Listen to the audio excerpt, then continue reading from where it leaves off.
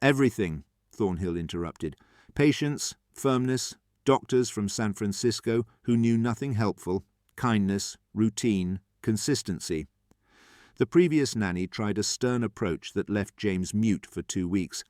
I need someone who can reach them, who can help them understand that they're safe here, that I'm not going anywhere, that this is their home forever. The weight of his expectation pressed against Eleanor like a physical force. 2 traumatized children, a remote ranch, a man running from his past while trying to build a future. This was so much more complicated than she'd imagined when she'd answered that advertisement. "I'd like to meet them," she said quietly. "If that's acceptable." Thornhill's shoulders dropped slightly, tension releasing. "They're in the nursery. I should warn you, they may not speak to you at first. Don't take it personally. They need time to decide if you're trustworthy." The nursery occupied a large room on the 2nd floor, filled with more toys than Eleanor had seen outside of a department store. There were dollhouses and toy soldiers, books and puzzles, a rocking horse carved with such artistry it looked ready to gallop, and a child-sized table set for an eternal tea party. But Eleanor's attention fixed immediately on the 2 small figures huddled together in the window seat, backlit by the dying sun. James and Juliet Thornhill were beautiful children, dark-haired like their uncle, with the kind of delicate features that would either mature into elegance or haunt them with fragility. They were dressed well in clothes that were quality but practical, not the fussy garments Eleanor associated with aristocratic children. James held his sister's hand with a grip that looked desperate. Juliet's other arm wrapped around a stuffed rabbit that had clearly seen years of devoted love. "Children," Thornhill said gently, "this is Miss Eleanor Hartwell. She's come all the way from Denver to be your new nanny." Neither child moved. Their eyes, identical shades of grey-green like their uncle's, fixed on Eleanor, with an intensity that made her feel as if she were being judged by a tribunal rather than greeted by 7-year-olds. Eleanor crossed the room slowly and lowered herself to sit on the floor in front of the window seat, making herself smaller, less threatening. "Hello, James. Hello, Juliet. I know you've had other nannies who didn't stay, and I know that must make it hard to trust new people. So I'm not going to make promises about forever or tell you everything will be wonderful. I'm just going to tell you the truth." James's grip on his sister's hand tightened. Juliet's eyes narrowed slightly. "The truth is," Eleanor continued, "I needed this job very badly. I'd been living in a tiny room, washing other people's clothes, and feeling like I'd never have a real home again. Your uncle offered me a chance at something better, and I took it because I was desperate. That's not noble or romantic, it's just honest." Something shifted in Juliet's expression. Interest, perhaps. "The truth is also that I lost my parents too. My father died first, and then my mother just gave up. She didn't want to live in a world without him. So I know what it feels like when the adults who are supposed to protect you simply disappear and leave you to figure out life on your own." James's lips parted slightly, though no sound emerged. "And the truth is that I'm probably going to make mistakes. I might be too strict sometimes, or too lenient other times. I might not understand what you need right away. But I promise, and this is the only promise I'll make, that I will listen when you're ready to talk, and I will stay as long as your uncle will let me. Not because I'm particularly noble, but because I need this home as much as you need someone who won't leave." The silence stretched long enough that Eleanor wondered if she'd miscalculated entirely. Then Juliet spoke, her voice small but clear. "Do you know any stories?" Eleanor smiled. "Hundreds. My father used to tell me one every night before bed. Would you like to hear one now?" Juliet looked at her brother. Some wordless communication passed between them. James gave the tiniest nod. "Yes, please," Juliet said. Behind her, Eleanor heard Thornhill release a breath he'd apparently been holding, but she kept her attention on the children, on these 2 small survivors who'd been abandoned and orphaned and traumatized, and she began to tell them a story about a girl who found her way home through a forest that seemed endless, guided only by the stars, and her own stubborn refusal to give up. When parents fail, when the world crumbles, when trust seems impossible, sometimes strangers become family, and broken pieces find ways to fit together into something new and whole. This is that kind of story. The first weeks at Copper Ridge Ranch unfolded with a rhythm Eleanor hadn't experienced since her father's death, a sense of purpose and place that felt almost like belonging. She woke each morning to sunlight streaming through windows that faced east, designed to capture the dawn. She breakfasted with the children in the nursery, coaxing James to eat more than his usual few bites, listening to Juliet's increasingly detailed accounts of her dreams. The nightmares continued, but they were becoming less frequent, less intense. Eleanor had established a bedtime routine of stories and songs, a nightlight that burned with steady reassurance, and a promise that she'd check on them twice before she went to her own bed. Small things, but James and Juliet clung to routine, the way drowning people clung to driftwood. Teaching them proved to be a joy Eleanor hadn't anticipated. Both children were remarkably intelligent, hungry for knowledge, with the kind of intensity that suggested they'd been starved for intellectual stimulation. James, despite his reluctance to speak aloud, could read at a level far beyond his years and solved mathematics problems with casual brilliance. Juliet had an artist's eye, her drawings capturing details that adults would miss, and a memory that seemed to record everything she encountered. They studied in the mornings, reading, arithmetic, geography, history, natural science. Eleanor used the ranch itself as a classroom, teaching biology while examining wildflowers, demonstrating physics with simple machines in the barn, exploring geology through the rocks they collected on walks. Afternoons were for physical activity, riding lessons on gentle horses, swimming in the creek under Colin's watchful supervision, helping in the garden that one of the ranch hands maintained. And always Thornhill watched. Not intrusively, but Eleanor was aware of his presence, his attention, his assessment of how she handled his nephew and niece. He joined them for dinner each evening, drawing the children into conversation with patient questions about their day. He listened to James's whispered answers, as if they were spoken at normal volume, never asking the boy to speak up, never showing frustration at having to lean close to hear. He admired Juliet's drawings with genuine appreciation, discussing technique and composition in ways that made the girl's face glow with pride. He was, Eleanor realized, a far better parent than many who'd been born to the role. It was during one of their evening dinners, about 6 weeks after Eleanor's arrival, that Juliet asked the question that had clearly been building for some time. "Uncle Jonathan, why did you stop being a duke?" Thornhill's fork paused halfway to his mouth. He set it down carefully, his expression thoughtful rather than alarmed. "That's a complicated question, Julie. Are you sure you want the whole answer?" "Yes," both children said in unison. Eleanor started to excuse herself, but Thornhill gestured for her to remain seated. "Miss Hartwell should hear this too. She's part of our household now." He leaned back in his chair, gathering his thoughts.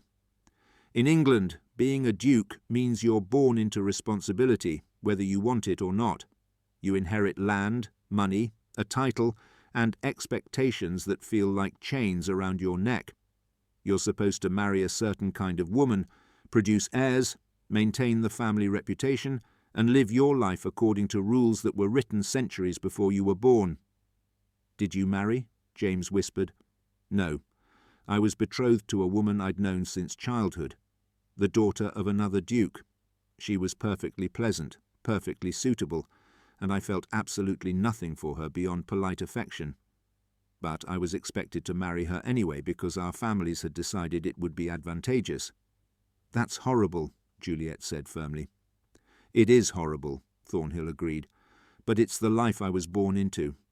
I might have gone through with it, might have lived that empty, proper life except for your father." His expression softened with memory and pain. "Edward was everything I wasn't, charming, spontaneous, full of life. He fell in love with your mother, truly and desperately, and he married her even though our family was horrified that he'd chosen an actress instead of an aristocrat. For about 3 years, I watched him be genuinely happy in a way I'd never seen before. Then Mama left, Juliet said quietly. Yes, and your father fell apart. I watched him destroy himself with grief and alcohol and reckless behavior, and I couldn't save him.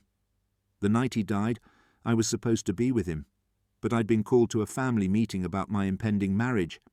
I chose duty over my brother, and he died alone. Eleanor's throat tightened at the raw guilt in his voice. When I became your guardian, Thornhill continued, I looked at you both, and I thought about the life waiting for you if we stayed in England. James, you would have inherited my title eventually, with all the weight and expectation and emptiness that comes with it. Juliet, you would have been groomed for a strategic marriage, your value determined by your family connections rather than who you are as a person. And I realized I couldn't do that to you. So you gave it all up? James whispered. Everything? I renounced the title legally, transferred the family estates to a cousin who actually wanted them, took what money was mine by right rather than by title, and came to America. I bought this land, built this ranch, and created a place where you could grow up free from all of that poison, where you could be James and Juliet Thornhill, not the orphaned relatives of a disgraced duke, where your worth would be determined by your character and capabilities, not your bloodline. Juliet was crying silently, tears streaming down her face. You gave up being a duke for us? I gave up being a duke for all of us, Thornhill corrected gently. I wanted a real life more than I wanted a title. I wanted to build something with my own hands rather than simply inherit it. And I wanted you to have choices, real choices about who you become and how you live. James slid from his chair and walked to his uncle, wrapping his thin arms around Thornhill's neck. Thank you, he whispered, loud enough for everyone to hear. Thornhill's arms came around the boy, holding him tight. You never have to thank me for loving you. That's not a duty or an obligation. It's a privilege. Eleanor looked away, giving them privacy for their emotion, and found her own eyes burning with unshed tears. This man had walked away from everything his birth had promised him, had chosen 2 traumatized children over wealth and position and ancestral duty, had built an empire in the wilderness simply to give them a chance at normalcy. How could anyone not fall in love with such a man? The thought struck her like a physical blow, stealing her breath. Love. When had her respect and admiration transformed into something deeper, something dangerous? When had Jonathan Thornhill stopped being merely her employer and become the person she thought about first upon waking, last before sleeping, constantly during the hours between?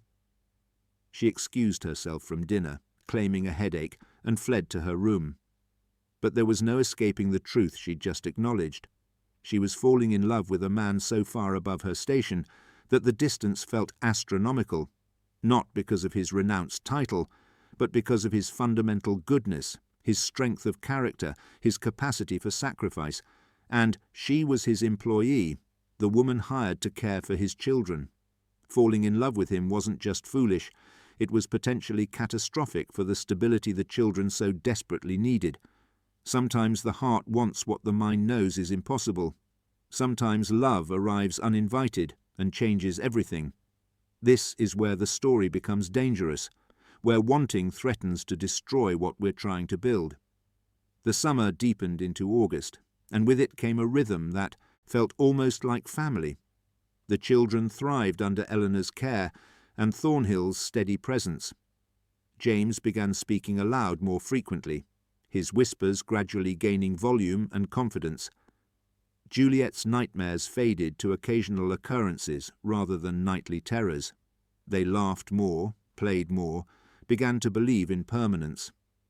Eleanor tried to maintain professional distance, but it was impossible when Thornhill insisted she join them for all meals, when he asked her opinion on decisions regarding the children, when he sought her company during evening walks after the twins were asleep. They talked about everything: books, philosophy, politics, the ranch, their pasts, their hopes. He told her about growing up in a vast English estate where every room held centuries of history and expectation. She told him about her father's law practice, her mother's gentle nature, the shock of discovering that financial security could evaporate overnight. "Do you miss it?" she asked one evening as they stood on the porch watching the sun set behind the mountains. "England, your family, the life you had." Thornhill considered the question seriously. "I miss my brother. I wish I could have saved him, though I know that was never truly possible. But England, the title, that life?" He shook his head. "I feel like I escaped a prison I didn't know I was in until I left. Here, I'm just Jonathan Thornhill, a man who owns a ranch, raises cattle and horses, cares for 2 remarkable children. My worth is measured by the work I do and the life I build, not by an accident of birth." "You're more than just that," Eleanor said before she could stop herself.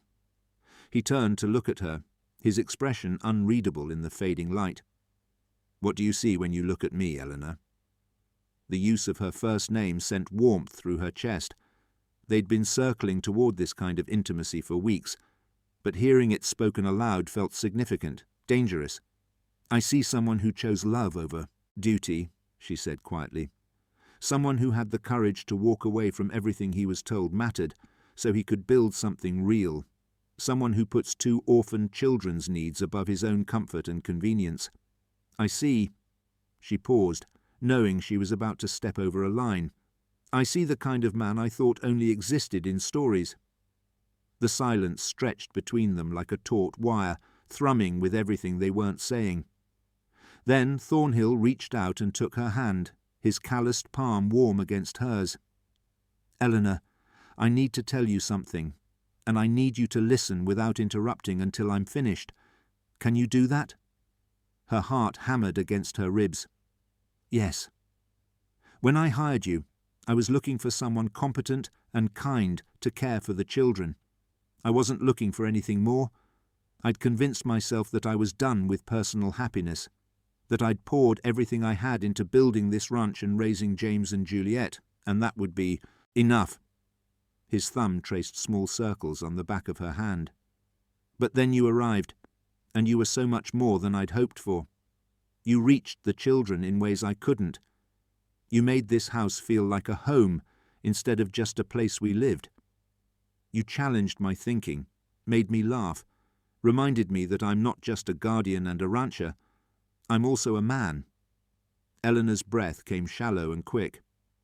"I'm falling in love with you," Thornhill said simply. "I've been fighting it for weeks, telling myself it's inappropriate given that I employ you, that it complicates the children's stability, that I have no right to burden you with my feelings. But I can't keep pretending I see you as merely the hired help when the truth is you've become essential to my happiness. Jonathan, wait, let me finish." His hand tightened on hers. "I'm not asking you to love me in return. I'm not expecting you to feel anything beyond the professional relationship we started with. I just needed you to know that you matter to me deeply, and that if you ever did feel something more, I would count myself the most fortunate man in the Montana Territory." The words Eleanor had been holding back for weeks rushed out in a torrent. "I fell in love with you when I watched you comfort James after he had a nightmare, when I saw you carry Juliet on your shoulders through the meadow, when I heard you tell them you'd given up a dukedom because you wanted them to have real choices.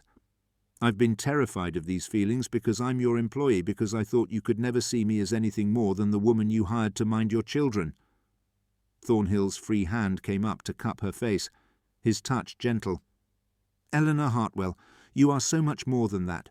You're the woman who brought light back into this house, the woman who gave those children hope, the woman who makes me believe that maybe I can have both the life I built here and the personal happiness I thought I'd sacrificed." "What do we do?" Eleanor whispered. "How do we navigate this without disrupting what the children need?" "Very carefully," Thornhill said with a slight smile. "Very slowly. We tell them the truth when it feels right, not before. We make sure they understand that our feelings for each other don't diminish our commitment to them. We build something honest and real that includes all 4 of us as a family." "A family," Eleanor repeated. the word tasting like hope and promise. If you'll have us, all three of us, complicated and damaged, and trying our best to figure this out. Eleanor rose on her toes and kissed him, soft and brief, and full of every emotion she'd been suppressing for weeks. Yes, yes to all of it. This is what love looks like when it's built on truth instead of fantasy, when it grows from respect and shared purpose instead of mere attraction. This is the kind of love worth waiting for. The weeks that followed were a careful dance of building their relationship, while maintaining the stability the children needed. Thornhill and Eleanor told James and Juliet that they cared for each other, that they were exploring what that might mean, that nothing would change regarding the children's security and the adults' commitment to them. The twins reacted with the pragmatic acceptance of children who'd survived worse disruptions. Juliet asked if this meant Eleanor would stay forever, and when Eleanor said yes, that seemed to settle the matter. James whispered that he liked seeing his uncle happy, and could they still have their evening stories? Autumn arrived with spectacular displays of colour, aspens turning gold, oaks burning red, the entire valley transformed into something that looked painted rather than real. The ranch work intensified as they prepared for winter, and Eleanor found herself increasingly involved in the daily operations. She kept the household accounts, managed correspondence, helped plan the winter stores, and gradually transformed from the Nanny into something more integral to Copper Ridge's functioning. The first snow came in early October, a light dusting that melted by noon but promised heavier falls to come. Colin had been right about the isolation. Once the serious snows began, they would be cut off from Helena until spring. It should have been terrifying, but Eleanor felt only a deep sense of security, of being exactly where she belonged. On a clear October evening, after the children were asleep and the house was quiet, Thornhill took Eleanor's hand and led her out to the porch. The stars blazed overhead with an intensity impossible in cities, the Milky Way a river of light across the black sky. "I have something to tell you," he said, "and I want you to hear it before I ask you a question." Eleanor's pulse quickened. "I'm listening." "When I left England, I thought I was done with love and marriage, and all the traditional trappings of that life. I'd seen my brother destroy himself over love, seen my parents' cold, strategic union, seen countless aristocratic marriages that were really just mergers of property and bloodlines. I wanted no part of it." He turned to face her fully, taking both her hands in his. "But what I feel for you isn't any of those things. It's not strategic or cold or destructive. It's real and honest, and it makes me better. You make me better. You make the children better. You make this ranch, this life, this entire existence better simply by being part of it." Eleanor's eyes filled with tears. "I'm not a duke anymore," Thornhill continued. "I can't offer you a title, or London society, or any of the things that come with aristocratic marriage. But I can offer you this ranch, these children, this life we're building together. I can offer you my whole heart, which has never truly belonged to anyone until you. Eleanor Hartwell, will you marry me?" The answer caught in her throat, tangled up with joy and disbelief and overwhelming love. "Yes," she finally managed. "Yes, Jonathan, to all of it." He pulled a ring from his pocket, a simple gold band set with a Montana sapphire the colour of the summer sky. "I had this made in Helena. The stone came from a mine north of here. I wanted something from this place, this life, rather than anything connected to my past." Eleanor let him slide the ring onto her finger, marvelling at how perfectly it fit. "It's beautiful." "You're beautiful," Thornhill corrected, "and brave and strong, and exactly what I needed without knowing I needed it." They stood on that porch under the vast Montana sky, and Eleanor thought about the journey that had brought her here, desperation and loss, and a folded newspaper advertisement. She thought about the children sleeping upstairs, no longer terrified of abandonment, beginning to heal. She thought about the man before her, who'd given up everything to choose love over duty. Sometimes the most extraordinary things grow from the most ordinary beginnings. Sometimes answering an advertisement leads to finding your purpose. Sometimes the family we choose becomes more real than the one we were born into. They married on a cold December morning with James and Juliet standing beside them, Colin and a few ranch hands as witnesses, and a circuit preacher who'd made the dangerous winter journey to perform the ceremony. The children wore new clothes Eleanor had sewn, their faces glowing with excitement. Thornhill wore a simple suit, but he stood as tall and proud as if he were still wearing ducal robes. Eleanor wore a dress of deep blue wool, practical and warm, with the sapphire ring catching light from the fireplace. When she spoke her vows, promising to love and cherish this man and these children, to build a life together in this wild, beautiful place, she meant every word with her entire soul. After the ceremony, as snow fell soft and thick outside the windows, they had a simple celebration. The ranch hands brought fiddles and played mountain music. Someone produced whiskey. The children danced with abandon, their laughter ringing through the house. Eleanor danced with her new husband, feeling his strength and steadiness, knowing she was exactly where she belonged. Later, when the guests had departed and the children were finally asleep, Thornhill and Eleanor stood once more on the porch despite the cold. The snow had stopped, and the world lay hushed and white under a sky full of stars. "Any regrets?" Thornhill asked softly. "Not a single one," Eleanor said. "You?" "Only that I didn't find you sooner." He pulled her close, his arms warm around her despite the freezing air. "Thank you for answering that advertisement. Thank you for taking a chance on a remote ranch and 2 traumatized children and a man running from his past. Thank you for seeing me as more than just a desperate woman who needed employment, for loving me not despite my circumstances, but including them, for giving me a family when I thought I'd lost mine forever." Inside the house they could hear James's occasional murmur in his sleep, Juliet's soft breathing, the sounds of children who felt safe, who were healing, who had found home. "This is our empire," Thornhill said quietly, "not built on titles or bloodlines or inherited wealth, built on choice and love and hard work, built on truth." "It's better than any dukedom," Eleanor said, "infinitely better." He kissed her then, deep and thorough, a promise of everything their future would hold. The years that followed were not without challenges, harsh winters, difficult calving seasons, market fluctuations that threatened their finances. But they faced everything together, Eleanor and Jonathan, and the children who were now legally and completely theirs. James grew into a quiet, brilliant young man who managed the ranch with innovative techniques that doubled their profits. Juliet became an artist whose paintings of Montana landscapes sold in galleries from San Francisco to New York. Eleanor never forgot the advertisement that had changed her life, the desperate gamble she'd taken when she had nothing left to lose. She kept it in a drawer in her desk, the paper yellowed and fragile, a reminder that sometimes our lowest moments lead to our greatest transformations. On their 25th wedding anniversary, Thornhill took her back to that same porch where he'd proposed, where they'd stood on their wedding night, where they'd weathered countless storms and celebrated countless joys. "Any regrets now?" he asked with a smile. Eleanor looked out at the ranch they'd built together, at the valley that had become home, at the life they'd created from nothing but determination and love.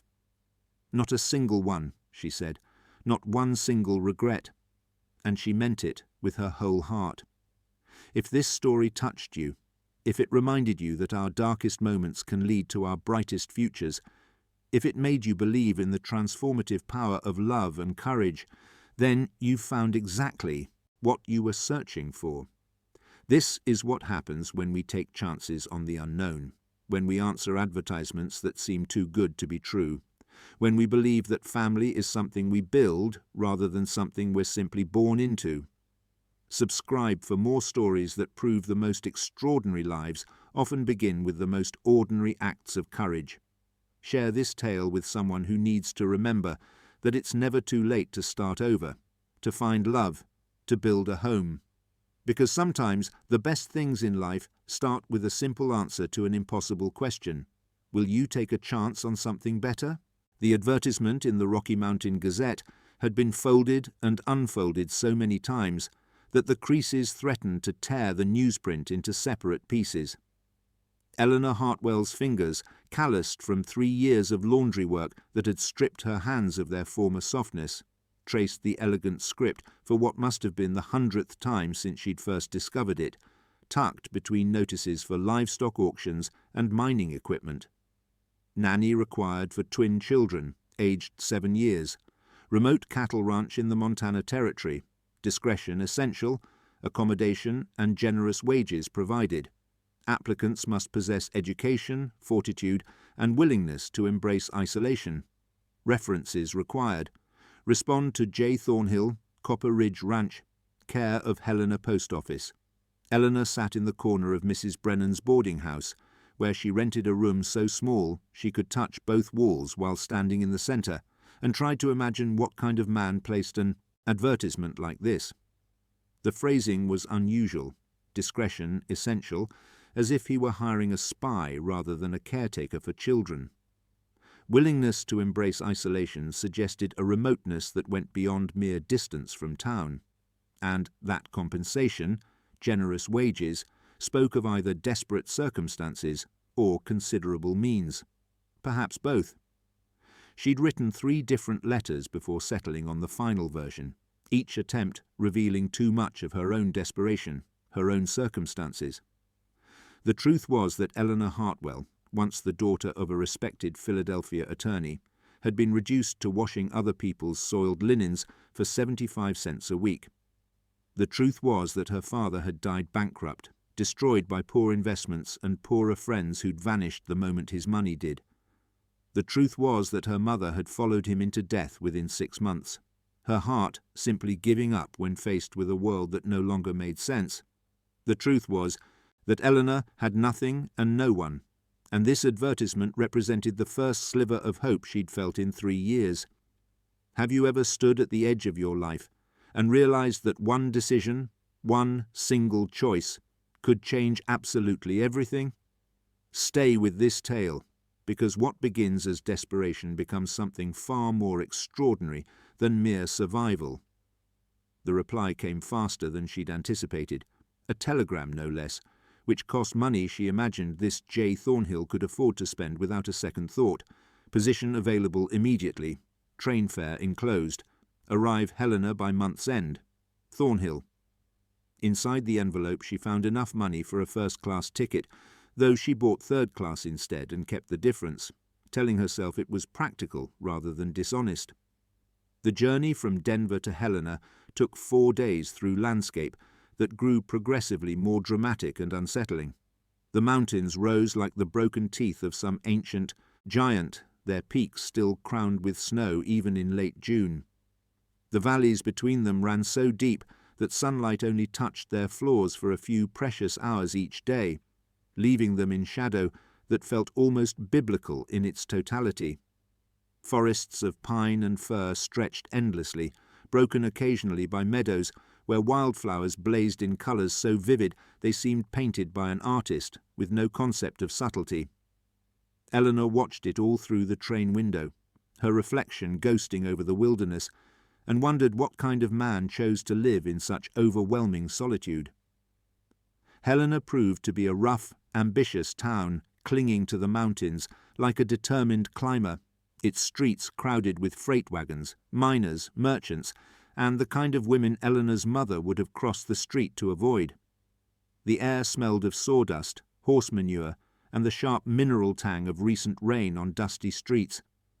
Buildings rose haphazardly, some elegant and permanent, others clearly temporary structures that would be abandoned the moment the gold or silver ran out. She found the address Thornhill had provided, a lawyer's office on a street that suggested respectability and established wealth. The man who greeted her was elderly, white-haired, with eyes that had seen enough of human nature to be neither impressed nor disappointed by what they encountered. "Miss Hartwell," he said, gesturing to a leather chair that had been worn smooth by countless previous occupants. "I'm Michael Brennan, Mr. Thornhill's attorney. He asked me to meet with you and make the final arrangements." "Mr. Thornhill isn't here himself?" Eleanor tried to keep the disappointment from her voice. "Mr. Thornhill rarely comes to Helena. The ranch is approximately 40 miles northwest, in country that's—" Brennan paused, searching for the right word. "Challenging. He'll send someone to collect you tomorrow morning. But first, we need to discuss the terms of your employment and ensure you understand exactly what you're agreeing to." What followed was the most unusual employment contract Eleanor had ever encountered. The wages were indeed generous, more than she could earn in 6 months of laundry work. Room and board were provided. She would have Sundays free and 1 week's holiday per year. She was responsible for the education, care, and general welfare of the Thornhill twins, whose names were given as James and Juliet. But there were other clauses, strange ones. She was forbidden from discussing the family's private affairs with anyone outside the ranch. She was forbidden from inviting visitors without explicit permission. She was required to sign an agreement that she would remain in the position for a minimum of 1 year, unless released from service by Mr. Thornhill himself. "Why such restrictions?" Eleanor asked, her lawyer's daughter instincts rising despite her desperate circumstances. Brennan leaned back in his chair, fingers steepled. "Mr. Thornhill is a very private man with very particular reasons for his privacy. The children have had difficulties. They require stability, consistency, and someone who won't abandon them the moment something more convenient appears. The previous nanny lasted 3 weeks before she claimed the isolation was driving her mad and demanded to be returned to Helena. What happened to their mother?" "That," Brennan said carefully, "is a question Mr. Thornhill will answer if and when he chooses to do so. Are you willing to accept the position under these terms, Miss Hartwell?" Eleanor thought of her tiny room at Mrs. Brennan's boarding house. No relation to this lawyer she'd already established. She thought of her raw, reddened hands and the way her back ached from bending over washtubs. She thought of the future stretching before her, grey and unchanging, unless she took this leap into the unknown. "Yes," she said, "I accept." The man who arrived the next morning to collect her was not what she expected. He was young, perhaps 30, with sun-darkened skin and eyes the colour of winter ice. He introduced himself simply as Colin and said nothing else, as he loaded her modest trunk into the back of a wagon that looked sturdy enough to survive an apocalypse. The journey to Copper Ridge Ranch took 7 hours through country that grew progressively more isolated and spectacular. They followed rough trails that barely deserved the name, climbing through pine forests where the trees grew so thick that the world became a green twilight even at midday. They forded streams running high with snowmelt, the icy water reaching halfway up the wagon wheels. They emerged onto high meadows, where the grass grew tall enough to brush the horses' bellies, and elk grazed in herds that numbered in the hundreds. "Is it always this beautiful?" Eleanor asked, breaking the silence that had stretched for miles. Colin glanced at her, surprise flickering across his features as if he'd forgotten she could speak. "In summer, yes. Winter's different. Snow gets deep enough to bury a horse and rider both. Temperature drops so low your breath freezes before it hits the ground. We get cut off from Helena from November through March, sometimes April. Nothing gets in, nothing gets out. You understand what that means?" "I understand isolation." "You think you do," Colin said, but not unkindly. "Wait until January, when you haven't seen another soul besides the ranch folk for 3 months, and the silence gets so big you can hear it pressing against your ears like water. Then you'll understand. Can you feel it? That pull toward the unknown? The sense that we're travelling towards something that will change everything? The best journeys are the ones that transform not just our location, but our very souls. Keep reading." Copper Ridge Ranch revealed itself gradually as they crested a final rise, and the valley opened before them like a secret the mountains had been keeping.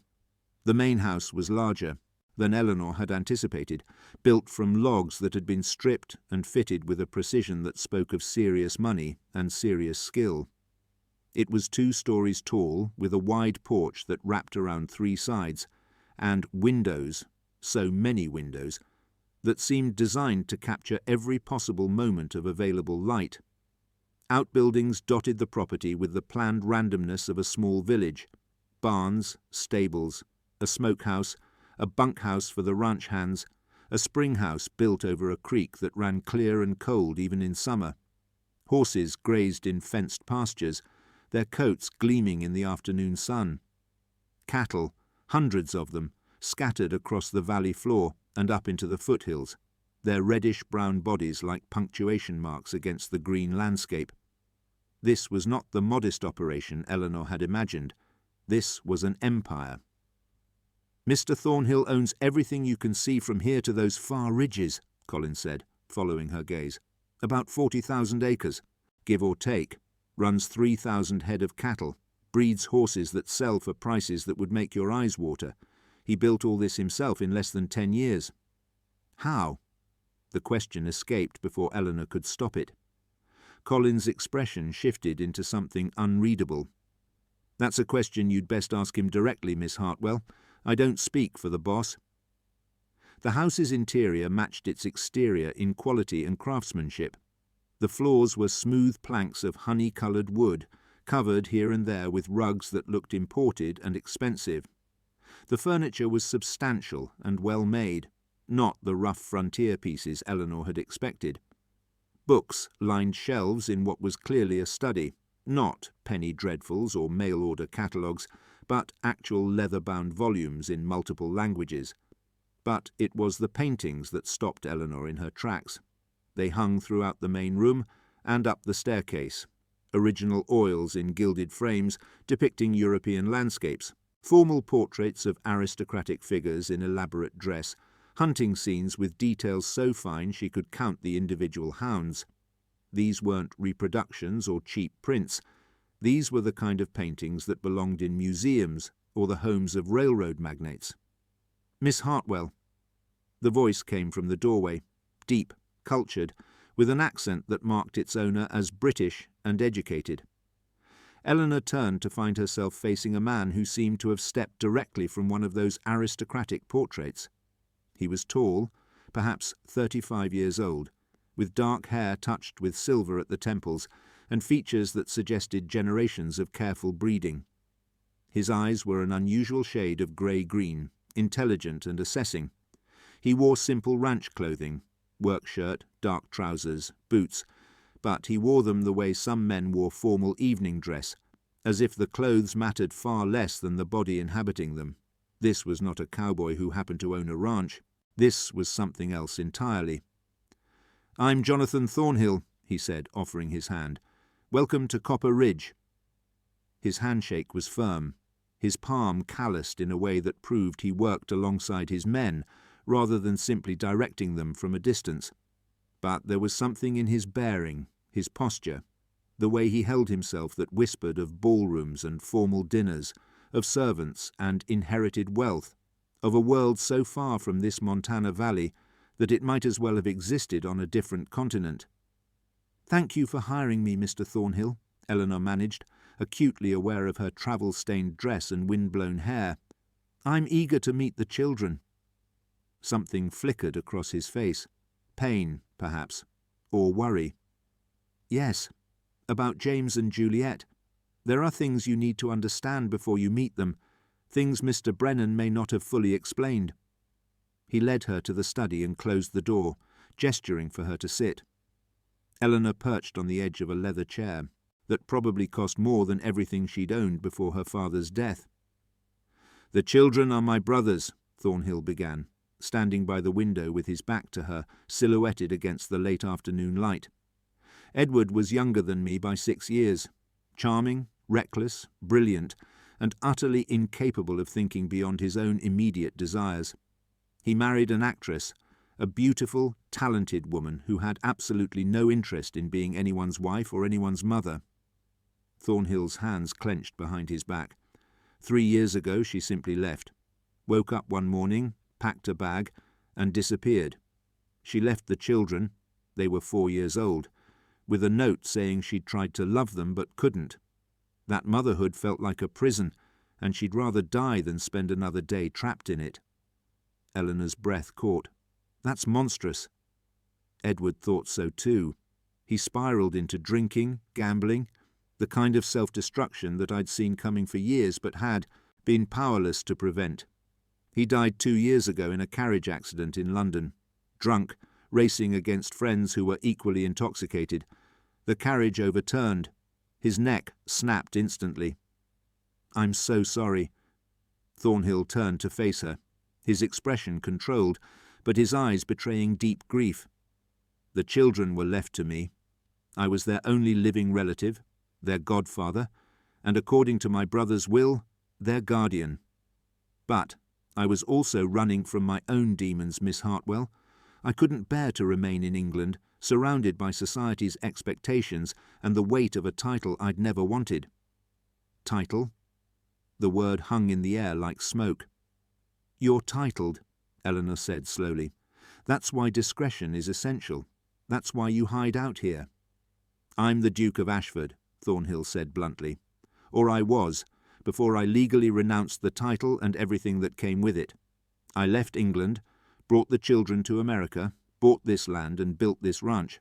I wanted to give them a life free from the poisonous expectations of aristocracy, free from the scandal of their mother's abandonment and their father's dissolute death.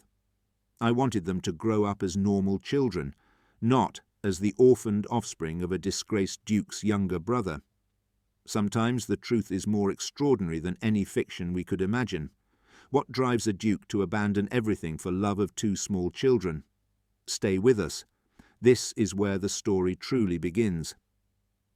Eleanor's mind reeled. A duke. This man who stood before her in worn work clothes, whose hands bore the calluses of honest labour, whose boots were dusty from riding.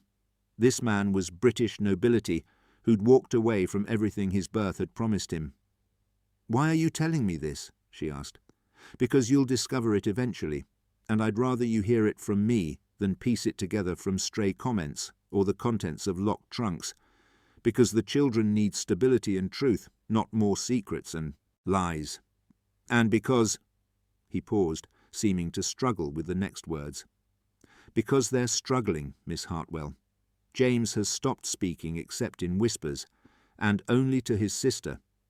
Juliet has nightmares every night and refuses to sleep unless every lamp in the house is burning. They're terrified that I'll abandon them too, that everyone they love will eventually disappear. Have you tried